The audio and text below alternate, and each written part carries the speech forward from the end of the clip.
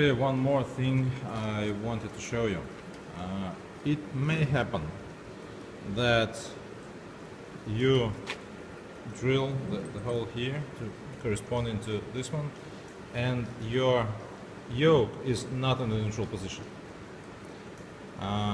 In this case, actually we don't have a mechanism to adjust this because we use CNC machines, so we're never in that situation. But in your case, you can unscrew all these screws and take this part off so that you can take the belt off, and you can turn the wheel one tooth